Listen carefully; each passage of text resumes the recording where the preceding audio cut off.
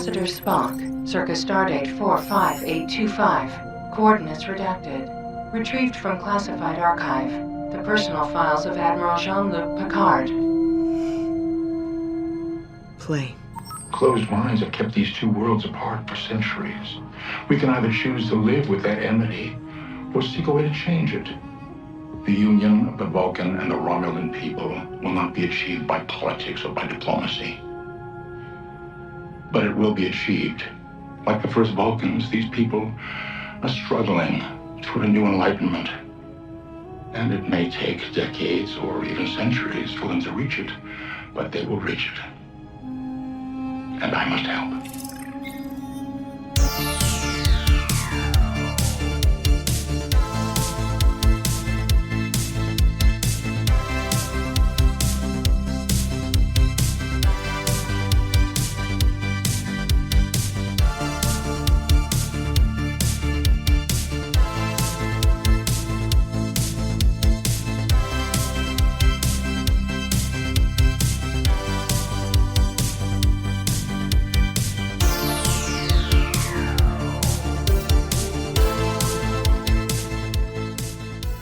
Welcome, everyone, to Deep Space Pride, a gay Star Trek podcast. I am Johnson, one of your co-hosts, and with me is Mike Thurlow, my co-host. Mike, how are you this fine Sunday? I am doing pretty good, Johnson. How are you? I'm doing okay. It's cold in New York, so I haven't really gone out this weekend, and it's supposed to snow, 12 to 16 inches maybe tomorrow, Tuesday? Yeah, so we're supposed to get up to 18 inches of snow. Which well, in TBD. the city, we'll see what happens. Yeah, in the city, it means like 6 inches maybe, because you like the way that the city half works. of it melts immediately. Yeah, right. So, yeah. I mean, is it really going to make a difference? Because I'm not going to go outside anyway. It wouldn't. Right. It's not like I would have gone outside to frolic. So again, I'm not sure I'm missing anything. For our listeners to note, Johnson does not frolic. There we go. Frolic. I also can stay indoors for 5 days in a row and be fine. Yes, you do. And then I go outside. I'm like, wait, why does this feel weird? Oh, it's because I haven't gone outside in 5 days. So. Yes, you're very good with lockdown and quarantine. You're fine. Permit in the making. Yeah. I went out today actually to pick up a few things. So there were a few flurries in the air, like kind of the, is it little cold? Spitting. I mean, I was bundled up, so I was not cold, and I was carrying some groceries, so it was I was not cold. So yeah. But it's cold. You were exerting yourself, so I was exerting myself, so therefore I was not cold, and I was bundled up. So yeah, went out to pick up a few things before the crazy. Before the crazy, yeah. And it wasn't actually busy. It wasn't crazy. I mean, people weren't.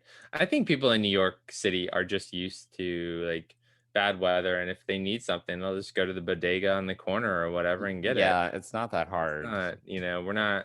We're not really a city that we don't shut down unless. Wait, have you ever like filled up the bathtub with water? Have you done that before? Yes, in New York. Yes. So I'm like incredulous every time they say, "Oh, you should do this," like around even like Sandy and stuff like that.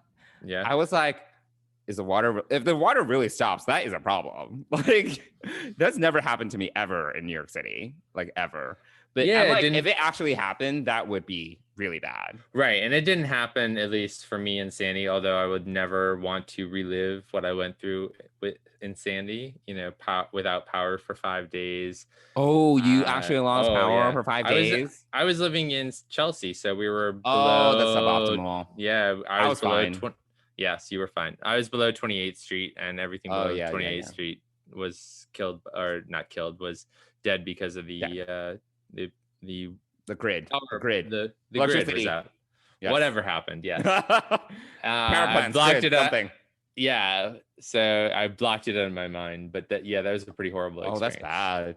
And there was no cell phone service either. So I had to go to the corner. Like I lived in the middle of a block, and there was no cell phone service in my apartment. And it was not pleasant. It was not pleasant at all. Oh, that's too bad. Wow.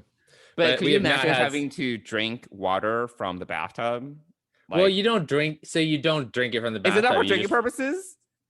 yeah, after you boil it and cool it down. Oh God, I cannot imagine drinking bathtub water. I would It's the I would drink same some and then throw up. water. I would drink some and throw up. It is literally the same water. That would be the visual. Like all over the place. I would throw up into the bathtub, and I can't drink any of this. So it's the your same problem. water. Literally the same water. Oh my gosh. Anyway. So Anyway. All right. Anyway, well, all right. Well, this episode, welcome to episode 21 of Deep Space Pride. We are going to be doing our review of Star Trek Discovery Season 3. So what we're going to do is we're going to take a look back at some of our high-level thoughts, some of our favorite things, least favorite things, some episode highlights, lowlights, and also, for those of you that may recall, we did a preview before the premiere of Season 3, Episode 1, of things that we were hoping to see going into the new season. We're going to revisit that a little bit. So yeah, it's going to be kind of a start to finish overview of Discovery Season 3. Sounds good. Before we dive in, we wanted to give a shout out to Fansets, the presenting sponsor of the Trek Geeks podcast network. When I first started listening to Bill and Dan over on Discovering Trek, which is the first podcast series that I listened to on this network, they were really excited because Fansets was their sponsor right from the beginning. And so that's where I found out about pins. And I don't think I started collecting them until maybe a little bit later on. But since then, I've collected, 20 or 30 of them. And But have you always been into like collectibles and things? Well, yeah. I mean, I've always been into like the novels, the pocket novels. I collected all books or something else. I'm talking about like tchotchkes. No, I've not been into a lot of tchotchkes, although I do have a few of the Starship collection from Eagle Moss. So I have collected, Eagle Moss, not a presenting sponsor. Not a presenting sponsor, but I have right. I do have a few of those, but right now all that is displayed is the Enterprise from Discovery. So, and actually the only other ship that I got from the Discovery line was actually the Discovery. So, but I've gotten a few of the other ones, like I have an Enterprise D, a Defiant, things like that. But that's not what we're here to talk about. We're talking about pins. And yes, pins. So I forget. I definitely met the guys from Fansets at, I think, New York Comic Con a couple of years ago is when I first started. So it was after I started listening to Discovering Trek. I knew about them. I think maybe they must have said that they were going to be at New York Comic Con. And so I went and met them. So you actually like sought them out? Yeah. So, I mean, with New York Comic Con or any convention, you kind of like look at all of the vendors and you figure out which ones you really want to go see. Also, you kind of base that upon like any exclusives or special things that they might be launching or selling that you want to get your hands on early. So I don't remember. They did. Oh yeah. So they did sponsor a pin, and it's actually in the pin board I'm working on for New York Comic Con 2017. That's actually when I first met them.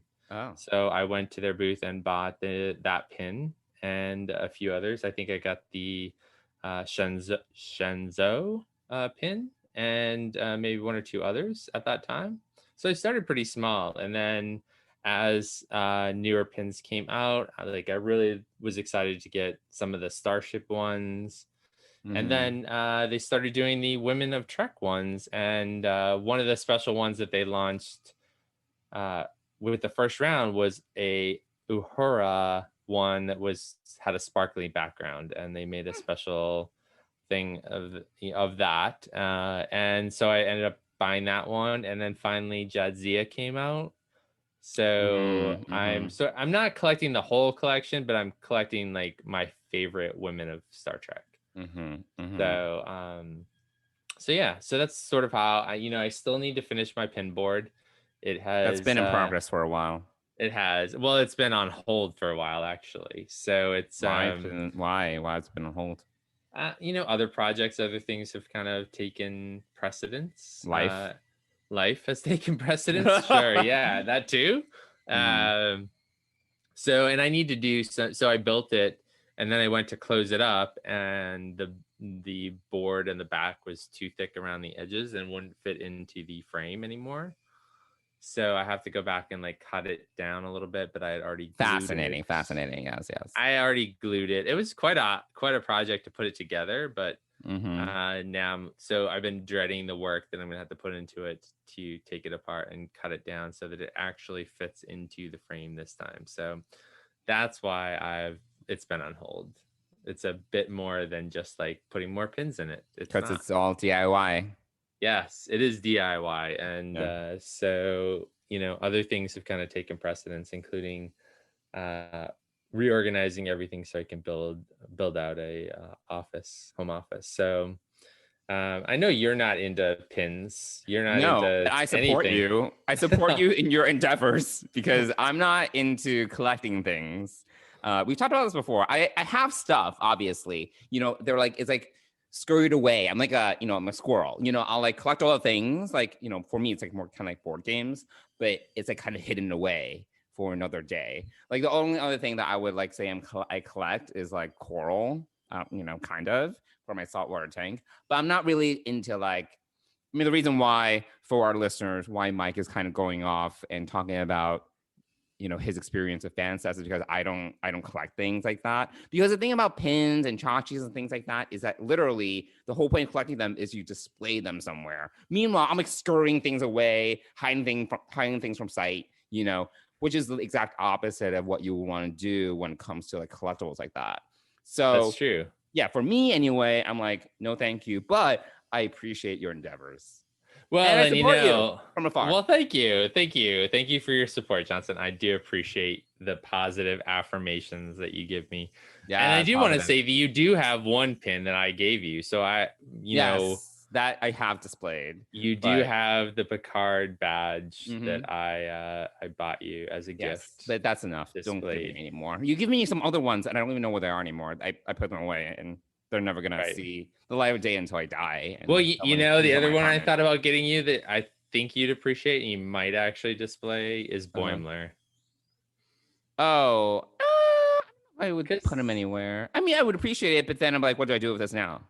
Well, I mean, I would give you the stand to put it in, and you could put him right next to... There's no more space. The bookshelf is full. It is not full. Stop it. All right. Boimler is literally an inch wide. There's plenty of stuff. Oh my gosh. You are too much.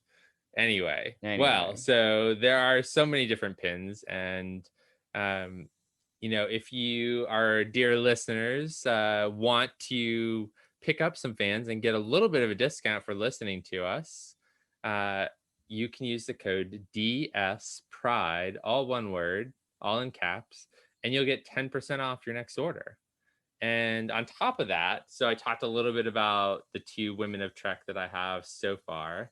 And Fansets is getting ready to start the 3rd series of their ongoing Women of Trek collection. And they want help from us, all of the Trek Geeks podcast listeners. So if you go to trekgeeks.com/vote, you can put your information in there and give the name of the Woman of Trek that you would like to see next. And at the end of the contest, which we don't know the exact end of the date, but we do know that on April 1st, they're gonna pick a winner. And if you are the winner, you'll win a complete set of the Women of Trek Master Set, which was the first one they did. And they put it really nicely in this nice case. There's like, I think 9 or 10 pins. And you'll also win but it's already framed, so you don't need to do anything, Johnson. All you would need to do is hang it up. It's like more things. Hang it up. And you're also going to win a set of Series 2 pins. And they've recently come out with Tilly, T'Pol. I can't even think of who's coming out next off the top of my head, but They're really great. So if you have some favorite women of Trek, whether you get the whole collection or just get one or two like I have, go ahead and use the code DS Pride and get 10% off your whole order. And if you're in the US and you spend $30, you'll get free shipping. So it's free shipping. There you go. Well, anyway, there it is. Thank you, Mike, for telling us all about your pin board. That was riveting. But, I support our listeners as well and all your consumerist endeavors and, endeavors for tchotchkes and more things for where you live, whether it be your apartment or house. So as Saru would like to say, hit it. Anyway, that's it. So why don't we get into, unless you had anything else to say about pins and... No. I think it's time to get into everything? I think it's time to get into our Discovery Season 3 review. Let's go. What's the latest? The mining vessel Coloma is waiting for us at the dilithium planet. First deliveries are 2 Federation worlds, 5 non-Federation worlds, and 1 starbase that would like to thank us with their signature gelato. All right, then. Everybody ready? Yes, Captain.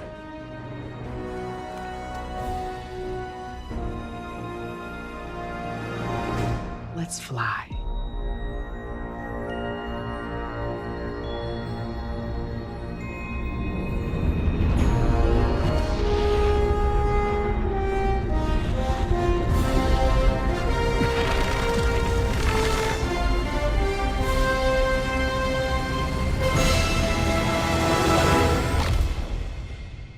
Why don't we get into the meat of the episode and talk about Discovery Season 3. So the first thing that I thought it'd be great for us to do is to just kind of go over kind of our high level thoughts about this season and how we would compare it to other seasons of Discovery. So Mike, do you want to go first? Sure. So my high level thoughts on Season 3, and that's then exactly compare what it I to just other. said. Yes, wherever you want to take it. I'll You go are along with you. I'll you go have- along with you for the ride. You have brought extra sarcasm to the party today. Have I hope our listeners are appreciating that. So anyway, here we go. Yeah. Here's what Anyway. I thought. Here's what I think about Discovery, and I did spend some time really thinking about this because I really wanted to have my thoughts kind of collated in a way that was Because coherent. usually it's just like all over the place. Usually it's just whatever. Scatterbrained. Yeah. Anyway. But this time I actually did my homework. Mhm. So this, Oh yeah, listeners, we were like preparing for this podcast, and Mike was like taking all the notes, and I was like, what is there to even like collect in terms of your thoughts? I don't understand. He's just like going for, I don't know, a good grade or something. Anyway, continue. Thank you. Yes, I mean, I wanted to sound intelligent about this whole thing. So, but here's my initial thought, or some of my high level thoughts about. I'm ready. The season. Are you? Yes. Here we go. Yes. So, one thing about Discovery that I've realized over these 3 seasons, and especially this season, because we were entering a whole new like time frame, so it required. I think with Discovery, one of the things that happens is that it requires actually a lot of patience, and you have to be in it for the whole ride, because the payoffs are usually slower than you would like. But I think the return on investment is worth it ultimately. So, and this season is no exception. As we kind of chatted before, and in preparing for this, I also listened to our preview episode, and we referenced some things from previous seasons, the arc of the Red Angel and things like that. Yes, we we know you don't like that. But so season 3 follows that same kind of structure. Like they really draw it out. For better or for worse. Continue. Yeah. And I think there's ample evidence on both sides that it is for better and also for worse. Yeah. So once again, you have to have patience for this season. Things are drawn out. You don't not just about the burn, but the Federation gets drawn out, like what all of those things that we wanted to know what the 32nd century was all about. Also what happens to Michelle Yeoh's character, Emperor Georgiou, that was drawn out. And also, even more so, something that was kind of close and to our hearts was who is Adira and who is Gray. That's definitely been drawn out as well. And so you kind of have to have a bit of patience with Discovery as they kind of let Which I this think all is come okay. out. I think it's okay to like drop these seeds and kind of let them germinate. I'm like, going into all these like horticulture terms for whatever reason. But I think that's okay. I think like especially a lot of serialized storytelling, they'll like drop like, their foreshadow, and then it's like, episodes later, they'll kind of come back to it. I think there's definitely ways of doing that really well. Personally, I think Discovery is a little hit or miss with it. And I think, but fundamentally speaking, I think that kind of storytelling is totally fine, especially in today's era where we're not talking about 20 episode seasons, only like 10 to 13 episodes, Exactly. especially in binge era, so sometimes you're Yeah. not gonna, it's actually not that long of a wait to kind of get some of these answers then. Yeah, When you think about it. Yeah, I think though that that Star Trek fans expect a little bit more, and also I think that it would be great if the seeds that were germinating were kind of grown a little bit more speedily. So I think there needs to be, in the future, and not that any Star Trek Discovery Are we giving them producer, feedback?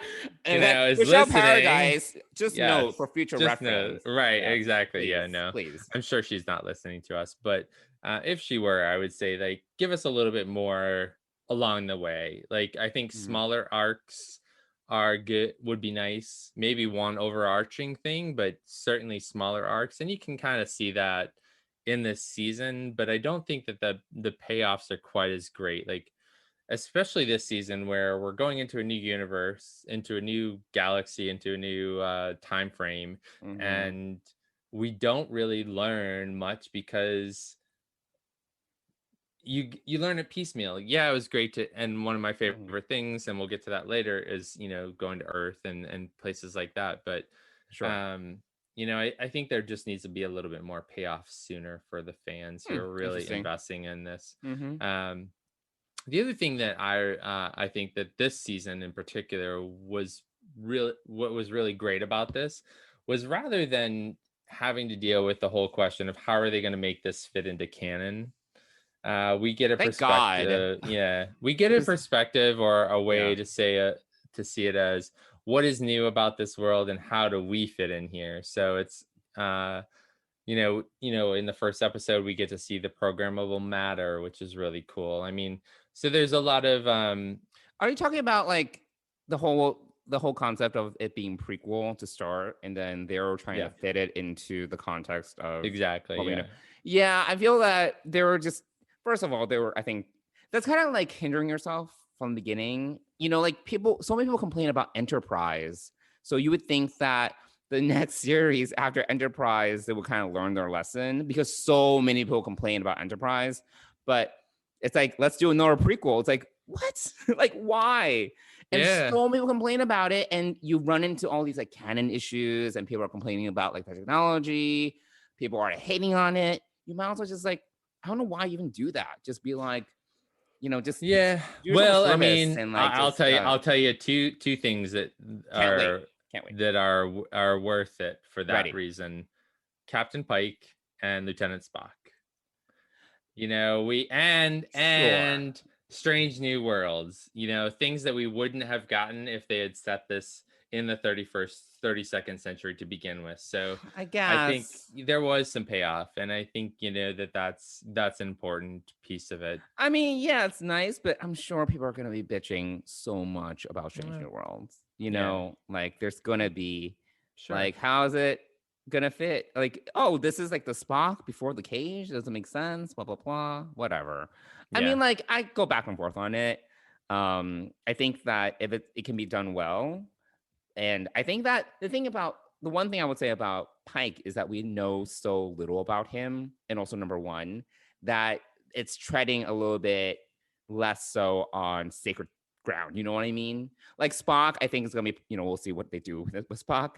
But because we know so little about Captain Pike and his adventures before we're introduced to him in the cage, I think there's like just so much to explore there because there's not much. Well, so remember the cage has already happened. So the cage happened before Discovery, technically. Oh yes. Sorry, it's so what's that episode? What's that episode of TOS? Sorry, when they go back. Not the cage. See, this is where my TOS knowledge really is lacking. Yeah, but it was a two-parter. It's the episode where they reuse footage from the cage. Yeah. Yes. Yeah. Sorry, that's what I'm talking about. Yeah, I can't think of it, and it's going to bother me. So yeah, I mean, so we do get that out of this whole idea, but now in the third season and going into the fourth season, we don't have to fit into canon. Thank God.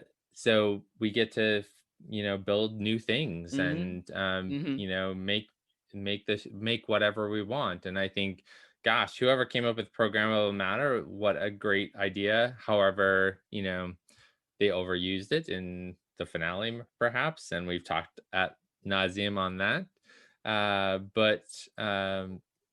So I think that's another high level thing about this season that I really like is that we don't have to play in the canon toolbox anymore. Yeah. We get to set a whole new world. Yes. Yes. And the final thing I would say about this season is that, we were, and again, you can't really see it until the end, and we didn't really hear it till the end, but if you look back, it does make sense in a lot of ways. So we came into this season thinking that the burn was going to be the big thing. It was the big thing overall. I mean, it covered 13 episodes. Osira came in about episode 6 or 7. I forget which one. Yeah. So she became the big bad halfway through. But ultimately, as we learn in the finale, with Michael's kind of personal log overview, as they were returning to Federation headquarters, it's the theme of this season specifically has been connection and disconnection. And I still kind of feel it's a little shoehorned in, but continue. I don't think it is. I think looking at it from every episode, if you just look at the listing on CBS All Access and look at the episode, you can either say, are they experiencing connection or disconnection or both? But we talked I think about you this. can check the box. But however, we don't need to get into it. I mean, we talked about this, but I feel but I think it's one of the big themes for the season. And I also think that based upon that, it is very appropriate given that the year that we've just kind of gone through in 2020. Sure. So I think that it once again, Star Trek spoke to the time, whether we knew it or not. In a lot of ways, it spoke to the time that we're in. And that's also what I think. I think this season did better than its previous 2 incarnations. So how would you grade this rather, compared to the seasons 1 and 2 of Discovery? That's hard. I gave it a score of 9, because if you look at the season as a whole, and I really when I was thinking about this, maybe a 9 is high, but in every episode, I can find something that I enjoyed, something that was pivotal. I may have not enjoyed everything about that episode.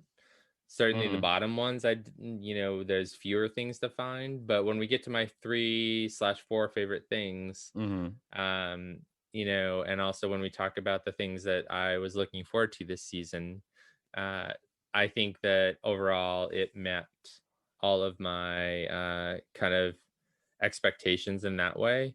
And also it was 13 weeks of Star Trek, new Star Trek, and getting us through from October to the beginning of 2020, I think was 2021 rather, was great to have it there. And it's not a perfect season. I don't think that there is any 9's perfect very high season. then. Yeah, I mean, I'm happy that I'm happy with it. I'm not, it had some things that I didn't like, and I'll tell you that we'll talk about those in a little bit. But I think overall, I think there's more to love about this season than there is to not love about it. Okay. And cool. So yeah, those are some of my kind of high level thoughts compared to, and also comparison to other seasons. So Mhm. what about you? What are some of your high level thoughts on season 3? Yeah, I mean, you touched on this a little bit already. I feel that, and we've definitely brought this up in a few episodes of ours, but I feel that the majority of the season is very, I would grade this the same as season 2. Since you already gave your grade, I'll give mine. I would give this a 6 out of 10. And I would also give that season 2 a 6 out of 10. I think that like the whole thing about both season 2 and season 3 of Discovery is that they're both, in terms of the way that the story is told, very, I'm going to use this term again, very fetch questy, where they're kind of just going after one thing after another. They're trying to find the next puzzle piece, the next clue, the next task. And I think that it kind of becomes, personally, I thought that it becomes a little repetitive in terms of the narrative structure, in the way that the plot is pushed forward. Obviously, we're getting a lot of these character moments, and the good character moments are definitely, at least for me, the highlight. But I think there are things like, and this is one of my like least favorite things of the season, but I think that so first of all, there's a narrative structure, which I'm like, it can be a little repetitive, whatever. The other thing is that I just didn't love the world that we came into, like on a broader basis. And what I mean by that is I feel that it isn't that different, because we're talking about like literally 1,000 years, right? That's like going from 1000 AD to 2000 AD. If you think about like how drastically our world changed within that time frame, it's like crazy, right? It's like the amount of advancement in the way that we think, the way that we speak, it's just so crazily different. It's almost unrecognizable, right? And I just don't think, obviously, we have the burn, and that has really impacted the way that the galaxy, a lot of the way that the galaxy and the people within the galaxy, they function and they interact and they connect with one another or whatever. But I didn't really think I feel there was personally a lack of imagination when it comes to how different this world was. Like, for example, the world where people of Earth, right, where they revisit Earth, I was pretty disappointed with how Earth was. Like, I was like, this is really not that different. San Francisco basically looks the same. Like, there's just things like that I'm like, yeah, it wasn't like almost like, I feel there was a kind of a lost opportunity to really change up the paradigm of, the world we were coming into. Because for the most part, everything was really recognizable except for the issue of dilithium. The programmable matter, can't speak today. I thought that was interesting. It's basically like an extension of like just 3D printing or something. Like, and I'm like, okay, it's fine. Like, it's kind of interesting, but everything's basically still the same. Like, it's just like, it's an extension of 3D printing / replicator technology, or even like holographic technology.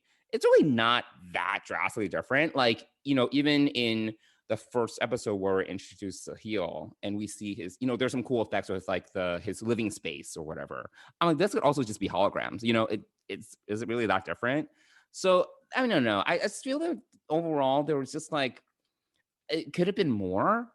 And the whole thing with the burn, I know you were more enthusiastic about the outcome and the solution to the mystery, but for me it was kind of like a letdown. It really wasn't that compelling. Like, the solve to it wasn't that compelling. Right, and I haven't thought about that. So, I looked because we talked about that in previous episodes. Yeah. And when I went back and listened to our preview episode, the way that you rated that and the way that I rated that, you rated that as your number one thing. Yes. Mine was number 5. And so I think for me, it was like, so it was bigger, more critical. Like, yeah, for you, it was more critical. And for me, it wasn't. And that's also why I felt like when I found out about the burn, it made sense. But I'd also like figured out that the burn isn't really the big story here. Our characters are the big story. So um, that's I think part of the reason why you might be a little more disappointed is because you put Yeah. so much emphasis on the burn, whereas the other two, and we'll get to it, but the other two questions that you had are actually still kind of unresolved, but we do have a better picture of the Federation and the galaxy at large. You lumped that together with the burn, and so it became this big deal for you to have it be Right. solved in such a creative and Yeah, expansive way. I think for me, the universe, the world building aspect of it, like the mythology building, is really big for me for Star Trek in general. So for me, like, you know, the world that we came into was different, but it, in some ways, again, like just to repeat myself, like I thought it kind of lacked imagination. Um, and yeah, for me, definitely. I mean, like, you know, maybe it was like because I watched so many promos or something, like the burn was a big deal, and that was like the narrative hook. So I think that's the thing. They hinge a lot of the narrative thrust of these seasons on this big mystery. Same thing with like season 2 and the Red Angel, and then ultimately like Control, whatever. Right? That's a thing that's like driving our characters forward. And obviously you have these character moments that really shine. But it's this bigger mystery that's like pushing things forward, and things are happening around it. So I guess for me, yeah, it was just like meh. There's like a lot of meh, you know, throughout the season, and there were definitely highlights for me. But I just thought there was untapped potential, I suppose. But Okay. yeah. So anyway, I rank it the same as season 2. So did you like these seasons less than the first season? Yeah, so I loved the first season. I know people Okay. hate the first season, but Wait, so I don't hate the first no, season. no. People complain about people. a lot of people complained about the yeah. first season, Yeah. but you know, like it was just like shiny and new. Some of the science was questionable, but I was like, sure, whatever, I don't care. Jason Isaacs was so good as just like he was just so compelling. Like he stole the show all the time. And then you find out he's from the mirror universe, and then the whole Klingon War backstory. I don't know. I just thought it was so good. I personally just thought it was just a strong season. Okay. And it wasn't all just on one mystery. It wasn't just like one mystery box that they had to solve. Like you had the Klingon War, and that was the spark, right? That kind of thrust things forward.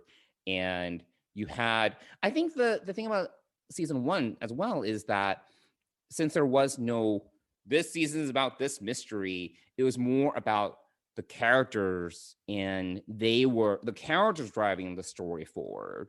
So there wasn't this expectation of like, you know, like we need to find this, we need to understand what's happening here. There was a Klingon War, yes, but it was more the characters that were kind of pushing things versus this mystery, right? In any case, so yeah, okay. so that's yes, I love season 1. Season 1, I'll give like a 9 out of 10. Oh, okay. All right. So okay. All right. Cool. Well, should we move on to our next piece, our 3 favorite things and our 3 things that we didn't like about? Yeah. So why don't we start with things that we liked, and then we can go on to the things that we disliked. And I'll try to not to, you know, go on to this diatribe of like blah, blah, blah, whatever. Okay. But why don't you go first about the things that you liked? Well, so I had 4 things that I really liked, and I know I couldn't. You can continue enthusiasm. I could not. You know, I had this one, and I was able to group them together. So my number 4 favorite thing, I'm going to go in reverse order because number 1 is really the important and best part for me of this season. Okay. So number 4 is the new types of starships, including the disco refit. So I do love the new disco, the outside. I like the outside. I wish we got to see the other starships more, though. That's absolutely. But just to glance at them and how different they are. So that is the piece of world building that I really enjoyed. And you know, I love starship porn, and this season had some of it, not enough of it. I agree. Not enough. You know, especially in the episode where you know, Osiris trying to escape, and Sukal in the episode Sukal, I think, is when she comes and she's stolen the or is it there is a Or she's trying to escape from Federation headquarters? yeah, maybe there's That's a the finale. no, that's there's a tide. She's trying to escape from Federation. She's already escaped at that point, I think. I don't know. Anyway, whenever it happened, you know, when the other starships were attacking Discovery, we didn't get to see enough of that. Like there should have been some up close shots, and they're always kind of fuzzy. I don't understand why that is. I don't either. Just get sharp images of these starships. Yeah. So that was my number 4. Number 3. I want to maybe season 4. I would love to visit another starship. I agree. Nice. Totally. That would be awesome. I agree. Please. Yes. Please. I agree. Please. Michelle Paradise, please. Number 3, revisiting old places. So I loved revisiting Earth. Okay. That was one of mine. I did not love revisiting Earth, but I did love revisiting Vulcan / Navarre and Trill. Well, we'll get to that. I have a differing opinion on that. I have other thoughts on that. Interesting. So my revisiting old places and old things are Earth, Trill, and the Guardian of Forever. So those 3 things in particular, I loved that Earth was separate and different. Was it that different? It may have not visually looked different, but also I don't, you know, just one point. I don't think that we're, you know, as humanity, I don't honestly, I think 100 years from now isn't going to look all that different than now, except our phones may be clear pieces of plastic like they are in The Expanse. You know, we may be we'll be in space hopefully, but 1,000 years. I still don't think the arc of growth is, I think, based upon humankind's development, the arc of time is slow, and I don't. And I would disagree. 1,000 to 2,000 is different than 2,000 to 3,000. I think it's exponential. I think there are studies about this, about how with technology and AI are the things that the rate of change is exponential. And even Daniel's well, you know, it's all legit, right? Because we talk about the temporal worlds all the time. Daniel's told Trip in Enterprise that Earth is unrecognizable in the 31st century. Like, because Trip was like, oh, is Earth still around? And he was like, yeah, but you wouldn't recognize it. Yeah, I would say you wouldn't recognize it because it's holed off on its own away from the Federation. Okay. All right, whatever. We have different classifications of what, I mean, I get what you're talking about, but I also think that humankind doesn't change that rapidly. I think our technology and our setting may change, but that's what I'm talking about. I'm not talking about people. Sure, we don't. 1,000 years from a biological standpoint is not that much, but exactly. Talking about technology, the way that we, you know, build the world and create and modify and the world destroy around a world us. and destroy our world. So I think that's also the part that we don't take into account. Yeah, our technology may expand, but honestly, our humanity hasn't expanded. Well, by the 21st century, supposedly, like there's no more, you know, there's no more poverty and like blah blah blah, whatever. Yeah. So by then we're fine. And then we have the burn, and then it all goes to hell when worlds are kind of. Well, it all goes to hell from a interplanetary perspective. But Earth by itself, and even Vulcan / Navarre by itself, I think we talked about this. Like they're on their own, they're fine. It's just like the more of the. I don't know if they're fine. I think they're a mess. I mean, obviously the Earth had been so separate that they even ignored Earthers who were on a Titan or whatever. So anyway. So I enjoyed visiting Earth. I thought Trill was especially poignant because I then went back after watching that episode and watched the DS9 episode, and the Caves of Makala are so similar and so well done that I thought upgraded. They're pretty similar. Yeah. I'm glad they didn't like completely redo it. Yeah. You know. Right. But it's similar, like, but yes, better. Just like the Guardian of Forever is similar, right? But better, more realized. Yeah. So that's my third thing that I liked. The second thing I liked was the new characters. I really liked and really love Adira and Gray, and I can't wait to get to know them more. I actually really grew to like Book a lot. And also we got Admiral Vance, or Dadmiral as he's affectionately called, and also Lieutenant Wilma, who's I think Who's it's that again? Lieutenant Wilma. That's his chief security officer. Oh yes. Yeah. She's a little bit of RBF though, but yes. Yes. But still she's great. Yeah. So I thought that we got serious. some really new interesting new characters. And David Cronenberg, I wish he had more to do, but he was great. He was great, and I'd like to see more from him as well. Well, he's coming back in season 4.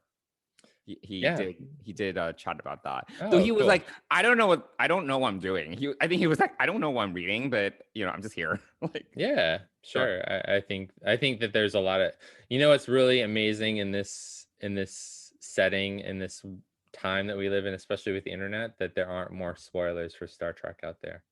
It's really impressive. So good job. Anyway, and so my number one favorite thing, and this is what I really am excited about, and it's kind of all encompassing, is the formation of a family in Star Trek, and a family of LGBTQ people. Okay. Paul, Hugh, Adira, and Gray are becoming this amazing family unit.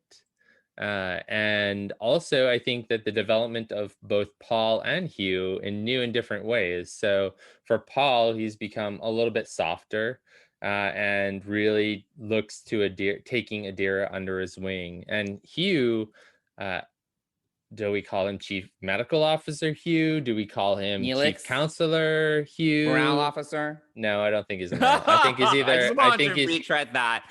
I just want to retread no. I just watched Tuvix. Like, oh gosh, no. He's not morale officer. He's either counselor or chief medical officer. Either way, Neelix it's great was to see. underused. Okay, we're not here to talk about Voyager. No more Neelix. So I am really excited to see the idea of a family forming in the 32nd century that looks and feels like families that you and I and other people in the LGBTQIA community can look to, can embrace, can feel included as part of this universe. And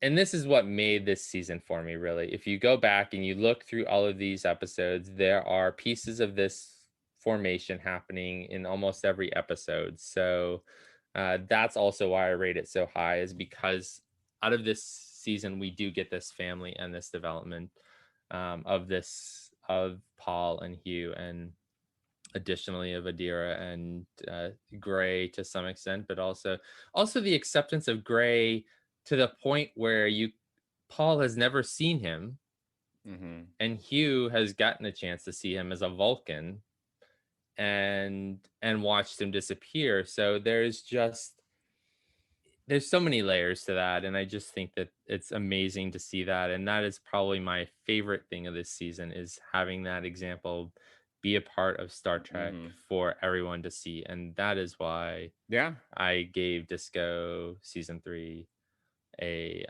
9, because of that, because we didn't see that before. We didn't see we saw in season 1 we saw Paul and Hugh together, then we saw them torn apart. In season 2 definitely a lot of turmoil, but now we're really forming a family, and a family unit, and one where Paul goes batshit crazy, for lack of a better term, on Michael because she's sending him away, and he wants to save his family and is losing his mind. So that is my number one reason or my number one favorite thing of this season. And over to you. Cool. All good points. So I mentioned, there was a little bit overlap in terms of what we were talking about. So I think because it was one of the things that I was kind of looking forward to, I wish we got even more of it, but kind of revisiting some of these old spots. Earth for me was kind of a letdown, but I really liked. So obviously, Navarre for me was great because there was that emotional payoff from the Vulcans and the Romulans coming together, and that touches on one of the other items that I was really looking forward to in the season was any sort of throwbacks, Easter, whether they be Easter eggs or kind of follow-ups or resolutions to kind of these like big plot threads. I wouldn't call them maybe plot threads, like from like, old series. And Unification 3, I mean, was my favorite episode of the season. It was just so well done because of all the different things that it was trying to do, and it actually pulled it off for me. We agree on that one thing, by the way. Out of everything we've talked about, we have the same favorite episode. So Unification 3 was, for me, one of the things I liked the most, even though it's also like one of my top episodes. I just think that from a narrative perspective, character building perspective, throwback perspective, all these things, it's so well. And that's why Navarre was also, like, looking at Navarre and what was going on there, that was also my top, top things I liked about the season. And Tro was also interesting. Like, I wasn't like enthralled by like, the caves or whatever, but I just really liked seeing, and this was a case where, they separate from the Federation, and you saw that they culturally had changed so much. And I thought that was really interesting. I kind of wish we saw more of that kind of like, again, that world building, that deep dive into, and what the universe looks like now. And I feel that there's like definitely something untapped there, particularly because Michael was in this world, in this world for a year before she comes back into our lives, basically. So I'm sure she like, and that was weird, right? Because Michael, you remember, she was like, wait, the Vulcans renamed their planet? But I was like, wait, you've been around for a year. You should know this. In any case, she wouldn't at least maybe check a data log about like, her home planet, whatever. But yeah, I mean, like, there's so much like there that we haven't even tapped into. Like, what does she do for a full year? Anyway, chase down data boxes, black boxes, whatever. So yes, so going back to planets we're familiar with, getting an update from them. Unification 3, and then just more time with cast members other than Michael Burnham. So, being able to catch up with the secondary cast members, giving Tilly a moment to shine and really like grow as a character, and giving her new responsibilities. Saru kind of giving him a chance to be captain. Whether or not he was successful in that endeavor is up for debate. I thought he did a good job. But yeah, just I wish we had even more time with the secondary characters, but I'll take it. I'll take it. We got some of that, like whether it be playful banter or seeing them in action and seeing them kick ass together, whether it be in Prime or Mirror Universe, it was great. It was great just seeing that. So, there were things I wish we saw more of. With Detmer and her PTSD, I thought that was resolved rather quickly. In most respects, there are things like that. I still want to know Lieutenant Reese. Like, I still don't really know much about him. Like, there are things like that I'm like, all right, we can spend a little more time like with these characters, especially like if we're given, there's this setup, and then it's like, there's only so much time that's committed to them. But again, I will take it. So yeah, so those were my 3 favorite things about the season. So should we go into things that we didn't like as much? Yeah, sure. So you want to go first? Sure. I just been talking. Well, it's funny that you say that, and I agree that we did see some growth as of the secondary crew. Mm-hmm. But so the things that I didn't like, number 3, was actually that we didn't get as much development of the secondary crew as I had hoped. I mean, and I was like, I'll take it. I mean, I want more, but yeah, I was like, you should have given us more. So Detmer aside, I think we did get to see a lot more Detmer than the others. Yeah. But we did get to see them also in the Mirror Universe versions in Terra Firma.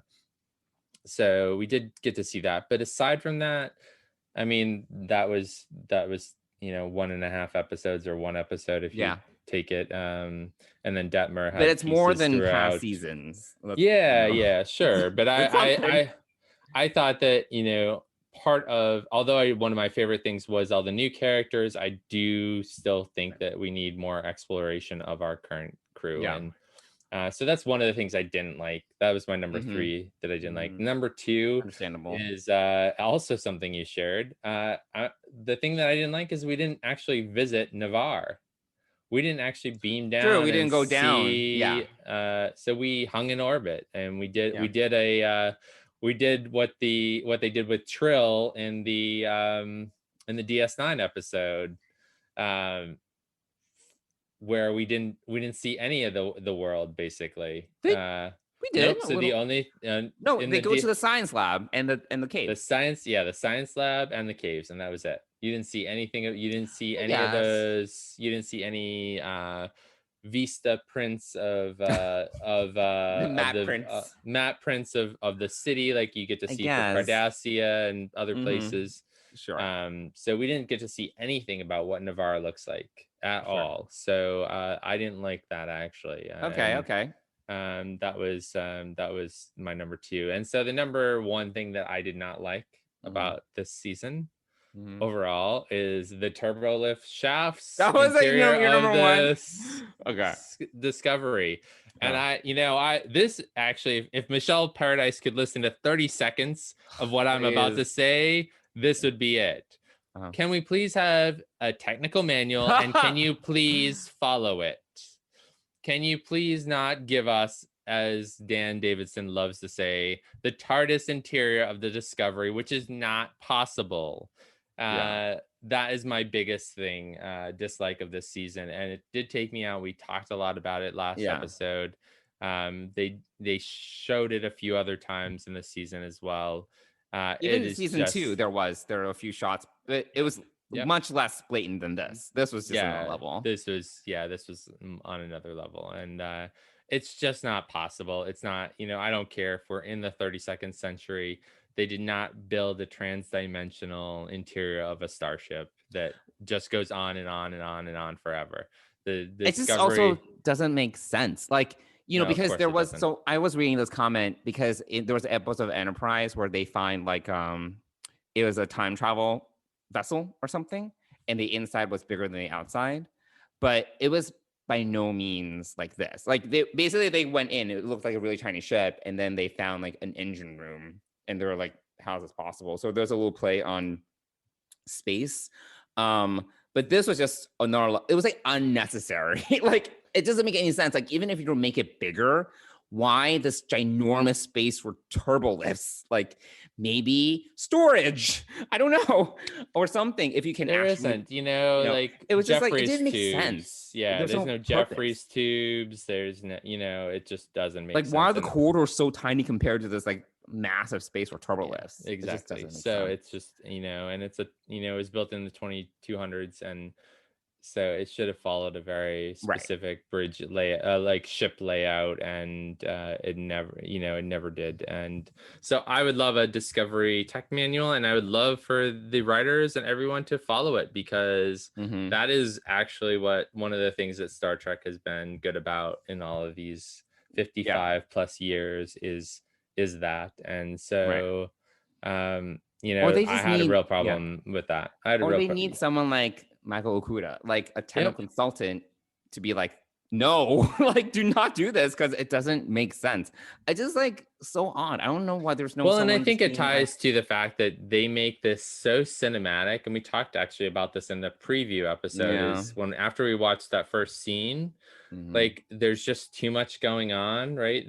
They overdo it. They overdid it in the season 2 finale with like thousands of those little ships flying around. Like, it's just too much. And the other thing too is that they really have to realize that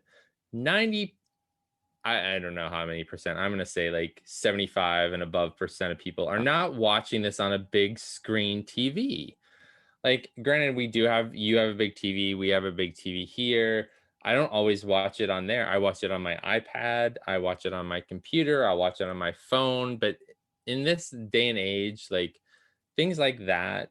The other thing that bothers me, not necessarily about Discovery, but about other shows, is when they use really small type on like the intro and like all that bothers me as well. But anyway, like it doesn't need to be movie level cinematic, because most of the time people are not watching CBS All Access on on a big screen TV. That's my feeling. We have a big screen TV. I don't even know how big it is. It's not as big as yours, but I still end up watching most of the episodes on a 32-inch television or on my iPad. Right. So it just doesn't make sense to have this need to make it so cinematic. Like, spend that money either on better sets, or not that I love their sets, but invest it in sets, or invest it in writing where we get to know the secondary crew, or more, or we get to see Navarre, the planet, things like that. Like do some offsite shooting, like they did for Trill, and for the world that Michael crashes on. They went to Iceland for that. So just I don't know. So that's the thing about Discovery that really bothers me the most, and I think that I didn't like. I feel Discovery, one of the issues with Discovery is that sometimes, I don't know I feel they think that bigger is better, but I think that someone needs to be editing this in a more like discerning fashion, where they're like, no, we don't need this kind of scene, because that scene didn't even do anything for me. It wasn't that interesting, even in terms of action, is like, whatever, they basically need someone to be cutting stuff. Like, they need like a Tim Gunn on set to be like, is this necessary?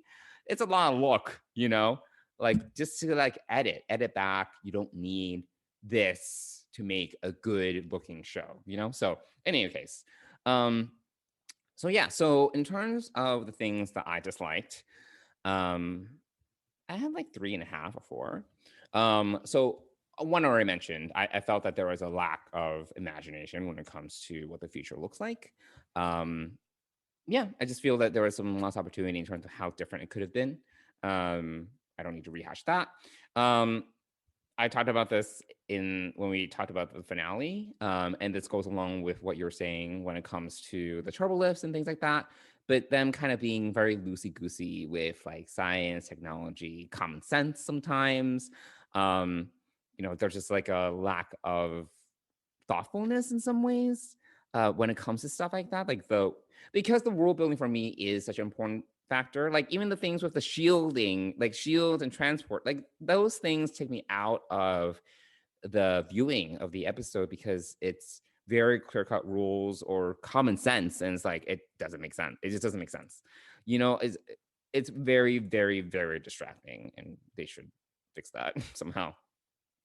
So my other thing, okay, so this is my last thing that I dislike, and I realized when I was kind of listening to our last episode, and I was talking about this, I realized I didn't really explain why I said this upon kind of listening to what I talked about. And that was when I was saying, when I watched the finale, I kind of had like a existential crisis. So I had an existential crisis as a Star Trek fan for 2 reasons. One was because of the technology and, the lack of basically respect for science technology.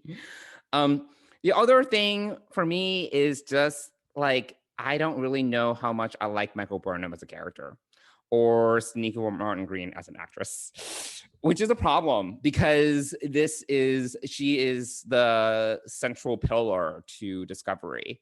I do not like that Michael Burnham, and I've talked about this at length. I do not like Michael Burnham is constantly our Lord and Savior, always. I also think that Sonequa Martin Green, I feel that she's more of a stage actress. Like I feel she's very, very, very dramatic. I think she's very heavy-handed in her acting. She's not subtle. Discovery is not subtle. Like, it's kind of a heavy-handed show. Like even like what we were saying before about kind of the formation of a family, which I totally respect. And, I do like that finally on Star Trek, we're kind of exploring this idea of family, and particularly from a non-cisgender perspective, right? But I feel like Discovery and Star Trek, they were kind of behind the game when it came to exploring those kind of relationships and people who were non-binary, people who are transgender. And I feel like there was a lot of fanfare about it. And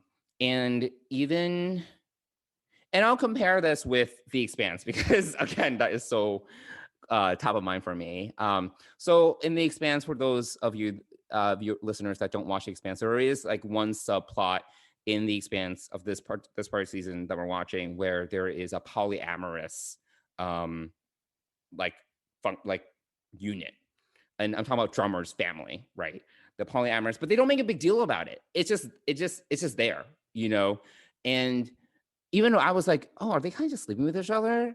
And then I was like, wait, they're one family, and it's very subtle, and it's just it just is, It's very natural. No one questions it. They're just a family. Discovery is not a subtle show. Everything I feel, and this is Sonequa Martin-Green acting, and it maybe plays well into Discovery as a show, is that it is heavy-handed acting. It is everything. It's always a hammer, not a chisel. She's always she's always on a soapbox. Everything's a speech. I don't know. It's just like, I don't know. It's just like I have such issues with Discovery.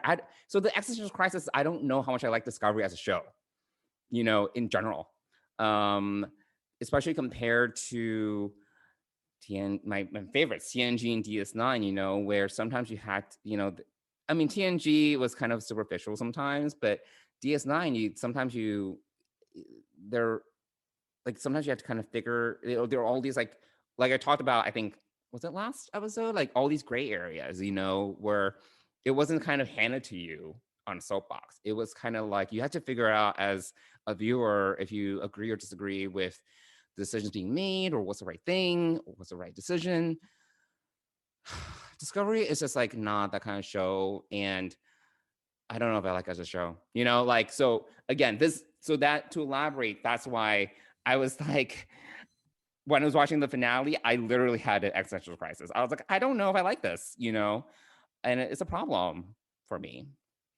So yeah, I would definitely say that bringing that up, the way that you rated the seasons definitely would make me question whether you liked Discovery. And a 6 on any other scale would be failing for the most part, but it's like okay. Yeah, okay. But if you aren't resonating with the main character or the main actor who plays them, then of course, you may not like it. And I think that's okay. So I'm still a Star Trek fan, don't get me wrong. Yeah, it's just like, it's just, I don't know. And to go back to a previous point that you made that I didn't want to interrupt you for, but I think that as far as Discovery goes, I'm hoping that this is not going to be the case with Picard season 2, but I think it balances itself more on the fantasy side rather than the sci-fi, the science or the science fiction part of sci-fi. So it's been a sci-fi through line, even season 2, like time crystals. I was like, what the fuck is a time crystal? Yeah, sure. What the fuck is that?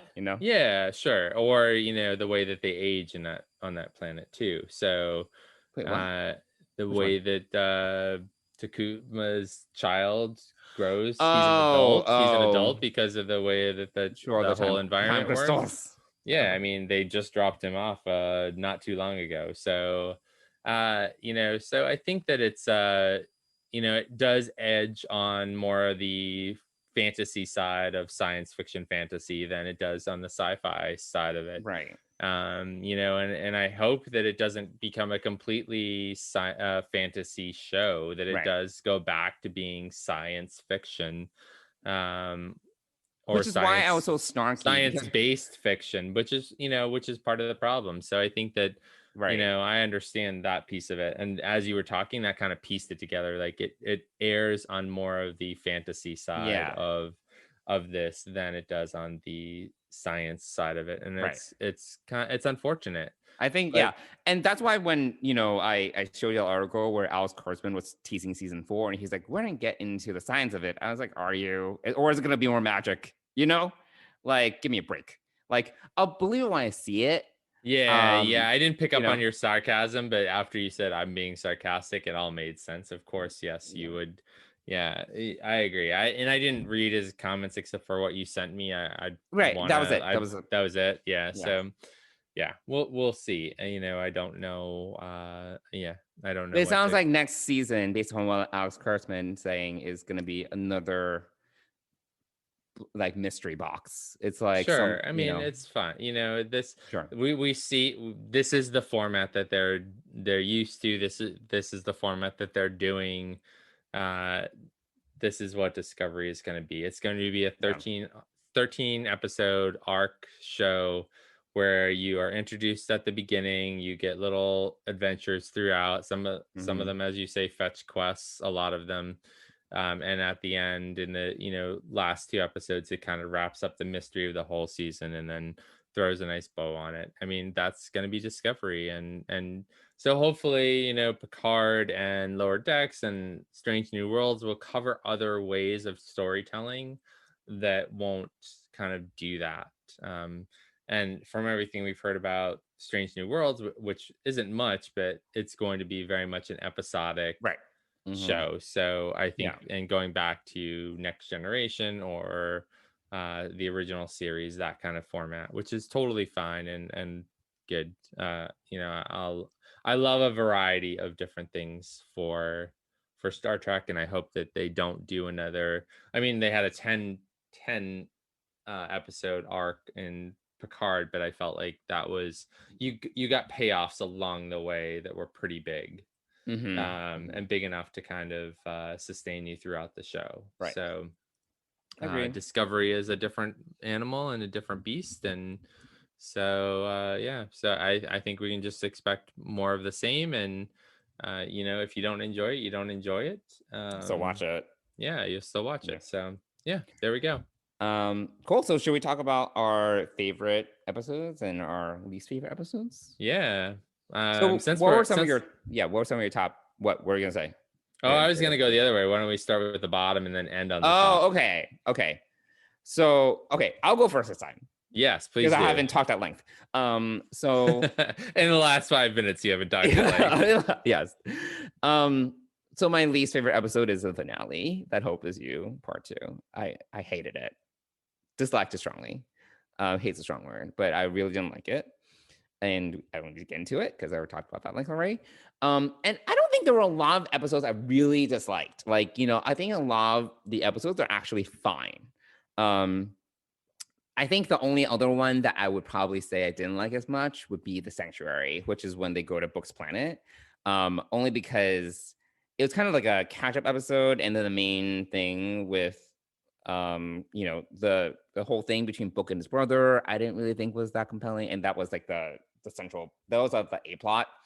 So I thought that was kind of a weak episode. I'm glad we caught over everyone else, as we mentioned in our review, but otherwise I thought that was kind of like just like whatever episode. But I have to say, like, most of the episodes were like fine, like they were like middle of the road, fine, not bad, and then there were a few stellar ones. But for me, it was probably The Sanctuary and That Hope Is You part 2 that I would say I disliked. What about you?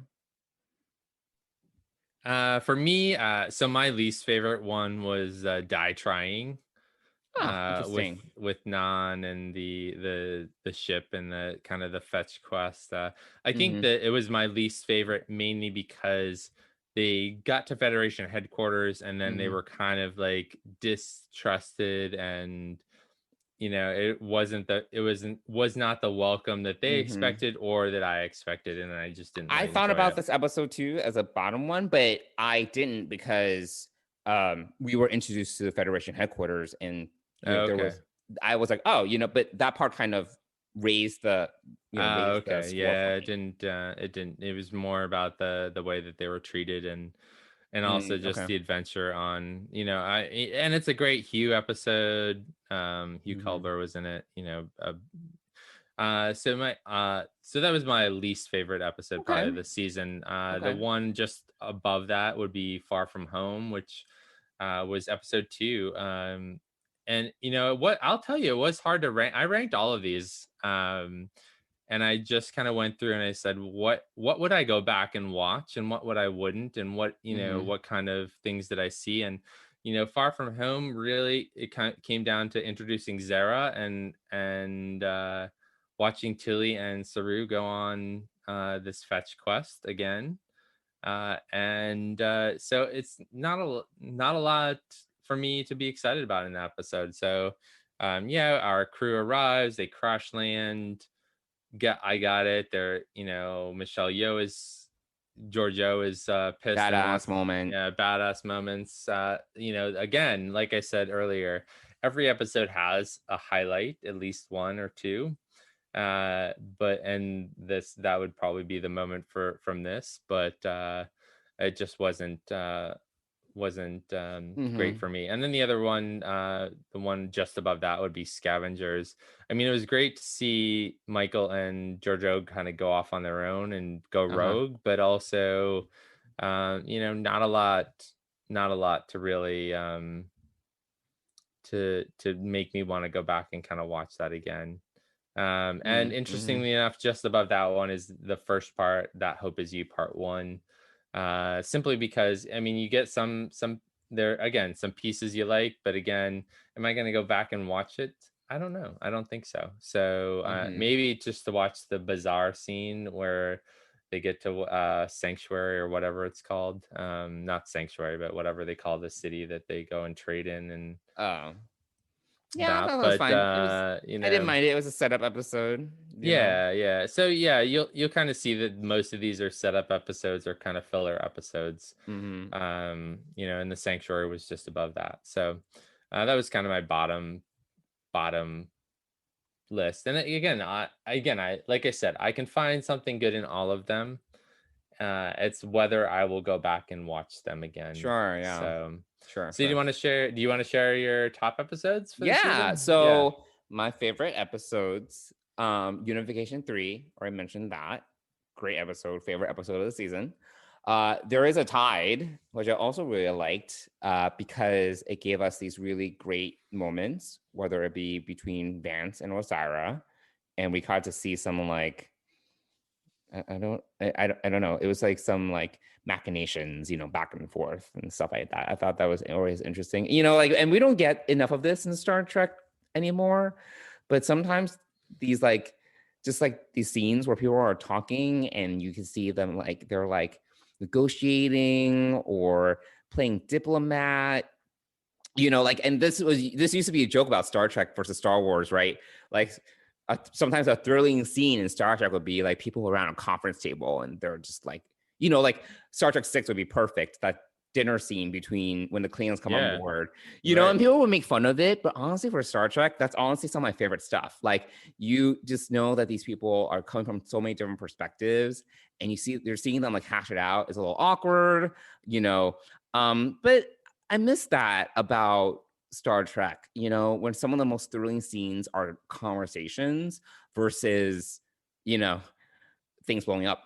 So I really like that about this episode, like, that statecraft that, they're both employing, and you're trying to see like, what are they going for? What are they willing to, how far are they willing to go? Like, I really like that a lot. And then we also talk about this a little bit, but, the things are going on between Michael and Stamets, setting up that conflict, and whether or not you agree with how Stamets reacted and how Michael took charge of the situation. I thought that set up a lot of great character drama. So that was actually, so that episode really did it for me. And then finally, it's kind of a cheap, but Terraformer parts 1 and 2. I thought it was a good send-off for JoJo. I did have a few qualms with this episode with the characterization of JoJo, but overall, I love Mirror Universe. It's just so much fun. It gives all the cast great. This is where being over the top, being dramatic is perfect. And I don't have an issue when that's the case with Mirror Universe, So it's just like it's just a fun time. So yeah, those would be my 3 favorite episodes. I mean, Terraformer rather is technically a 2-parter, but yeah. So those would be mine. What about you? Well, that's pretty funny. So my favorite one of the season was Unification 3. Okay. It was the number 1 episode for me. Mhm. I don't think I'll ever forget seeing Ambassador Spock, in Michael's quarters with Michael and Book looking at him and hearing Leonard Nimoy's voice again. Yes, R.I.P. Yeah. So just a great episode. So good.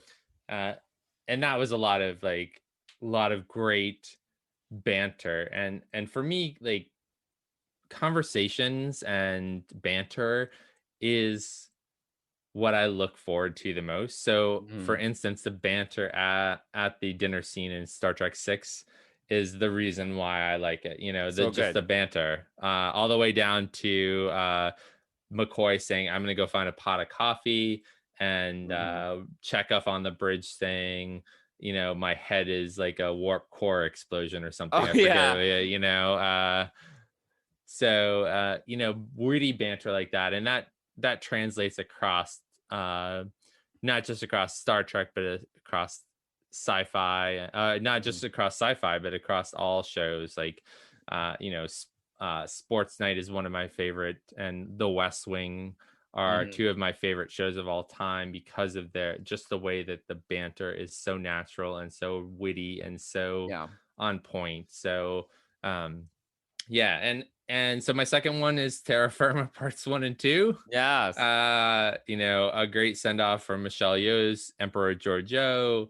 We get to go back to the Mirror Universe, or a Mirror Universe. I don't think it's the Mirror Universe, but it's a Mirror Universe. So, we get to say goodbye. We get the Guardian of Forever, like a lot of great moments. And, to go back to something that I didn't like, which I said was an exception, like the way that we get to see the bridge crew in the Mirror Universe was really great. And then my third most favorite, so I grouped those together. So my third favorite episode of this season was That Hope Is You Part 2.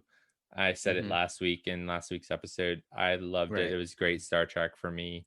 There Is a Tide is number 4 for me. So for us, for us, for the most part, the only one we disagree on is That Hope Is You. But That Hope Is You, it's still a great episode of Star Trek to me. And seeing Michael Burnham in the captain's chair is amazing, and honestly something that we've waited for 3 seasons for. So I have not waited for that, but I know you haven't. I will say this though, I do agree with you about the Michael Burnham being the savior of everything, and my hope is that now that she's captain, we'll get to see some other characters kind of do the heavy lifting when it comes to saving the ship or saving the universe, or where she's the type of leader that empowers her crew to kind of do those things. And that'd be nice.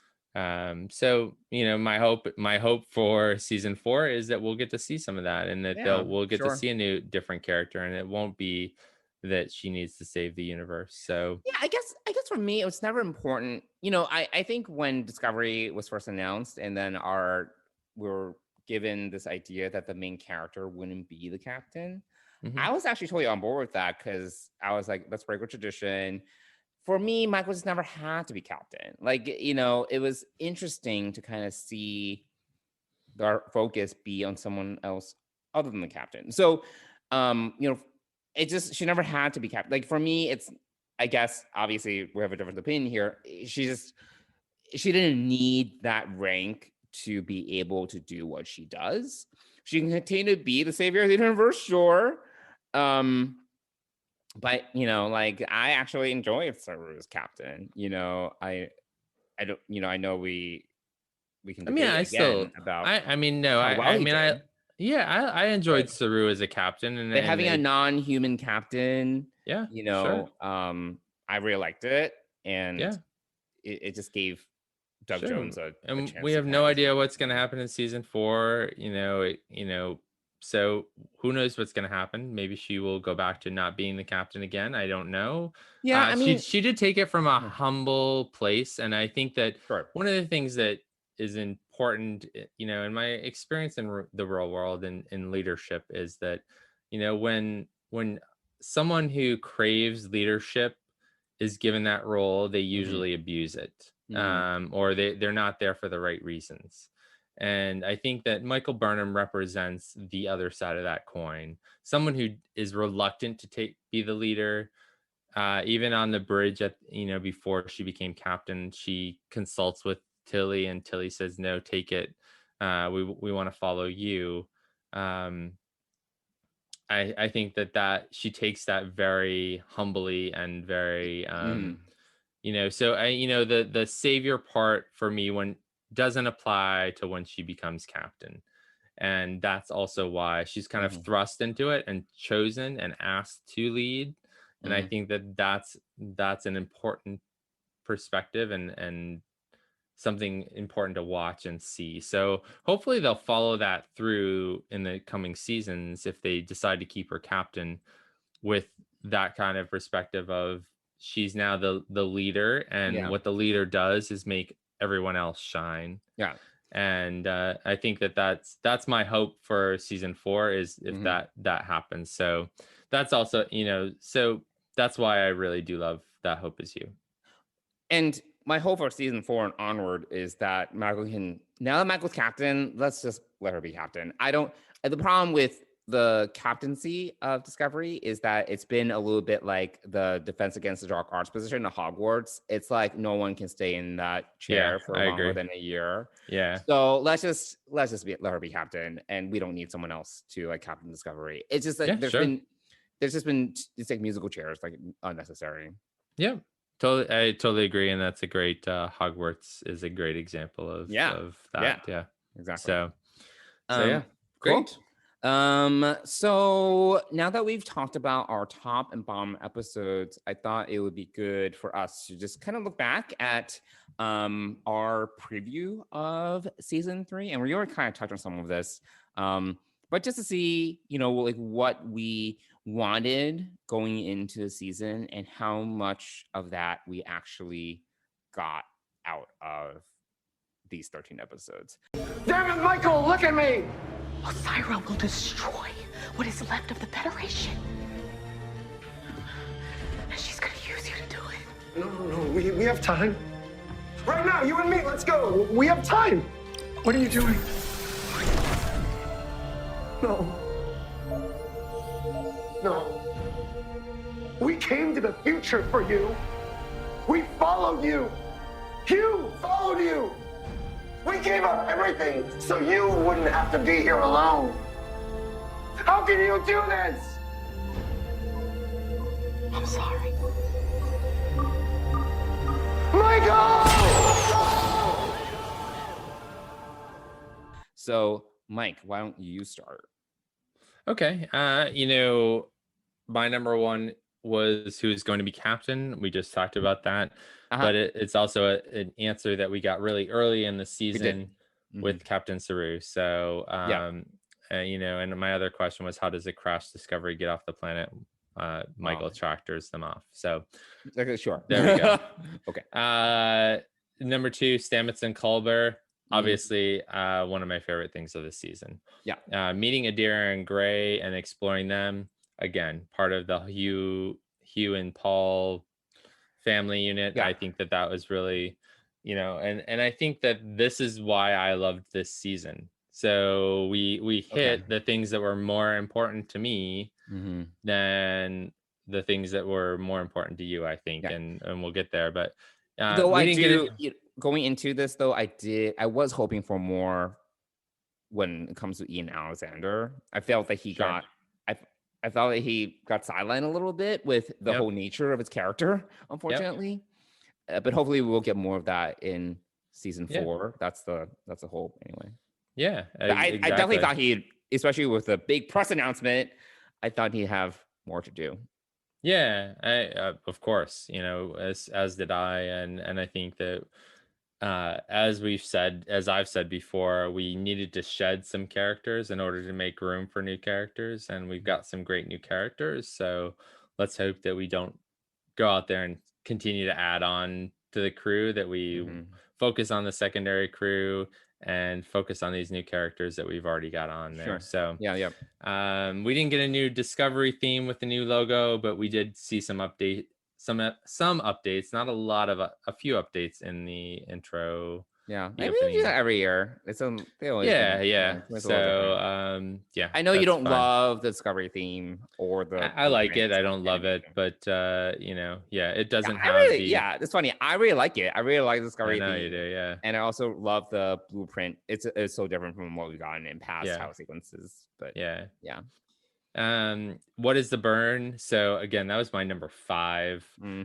So when we found out it was Sukal and what that entailed, I was like, fine, that's good. And also, just one last point, I don't know if I've made it clear, but I think that the impact of one person doing all of this damage is pretty great, and I think it's a great explanation for why Saru steps away from Discovery to go help this this being do that. So, and it did take the whole season, as we talked about. So when we talked in the preview episode, we were like, oh, it'll be solved in a few episodes. Okay, maybe half the season. Well, it actually took the whole season. So, but I am glad that they revealed like what the burn was, at least the impact of the burn in the first episode. Like, it didn't take us like 3 episodes just to like figure out, like, to discover what the burn was, sure. Like, I was like afraid they would drag even that part out, but book explains it like right away. Yeah. Like, oh, interesting. Yep. Yeah. So, and then my 6th one was seeing the whole bridge crew and what their status is. We've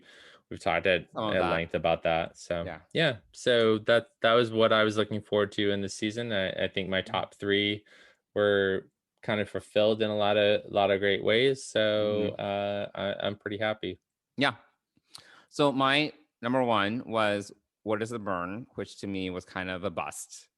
It was kind of underwhelming in terms of kind of that whole opening that mystery box and kind of discovering what happened there. It was like, whatever. For me, the payoff was not worth the edging that we got in this. But that was part of a triumvirate of questions to your number 1. Yes.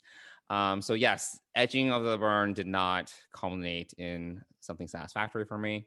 But also, what is the deal with the Federation right now? We got that for sure. We got that. We did, but it would have been great to kind of delve a little bit deeper.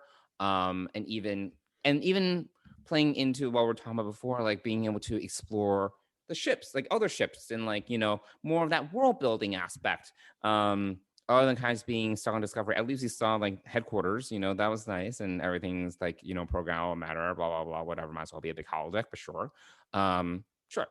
And then also like the current state of the galaxy. So that was more playing into the socio-political, which we got, because that's why I liked our Unification 3 so much, even though we didn't get to visit Navarre, you're right. I didn't actually even think about that until you mentioned it.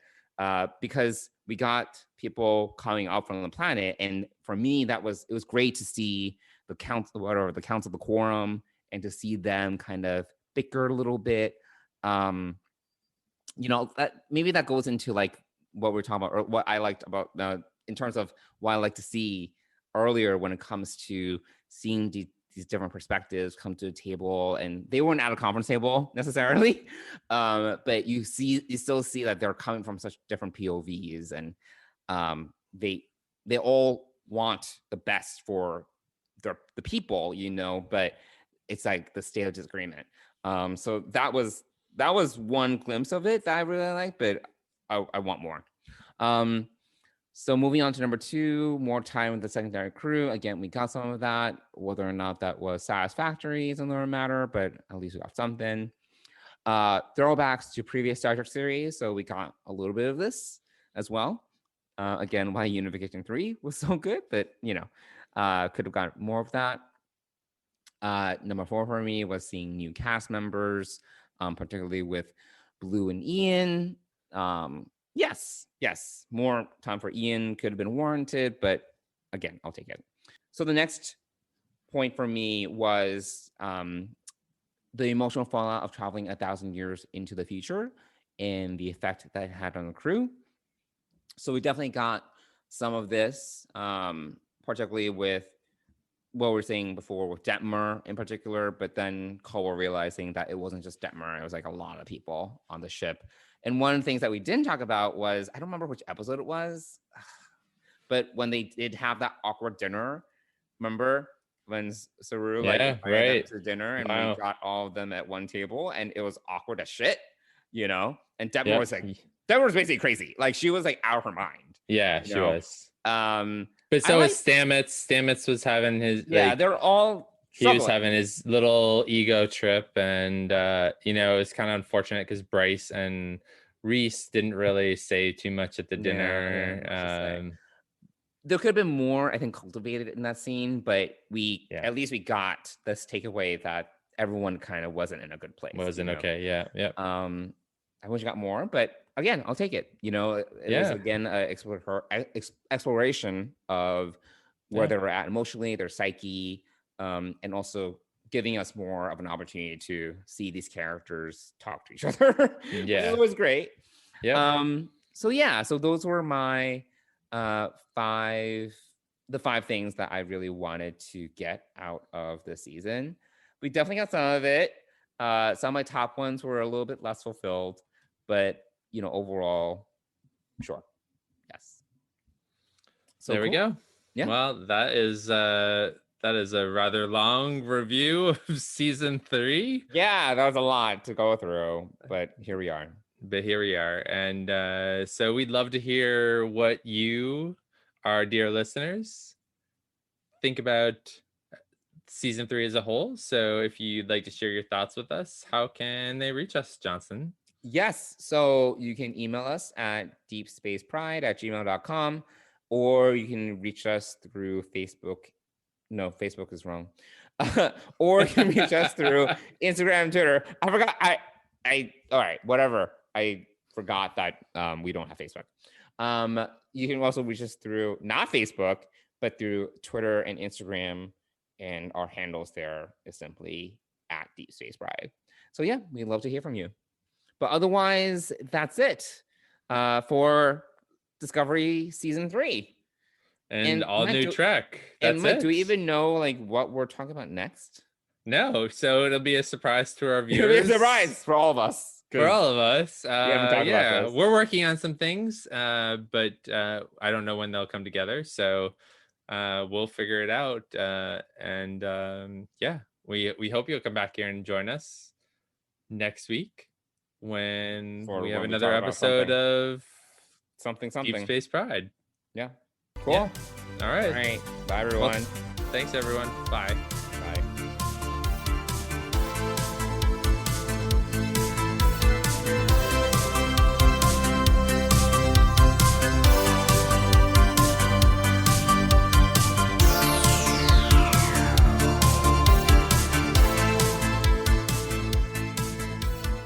Deep Space Pride is a production of Coconut Media Works. Executive producers Bill Smith and Dan Davidson. For more great Star Trek discussion, discover the other shows of the Trek Geeks Podcast Network at trekgeeks.com or find us in Apple Podcasts, Spotify, or your favorite podcast app.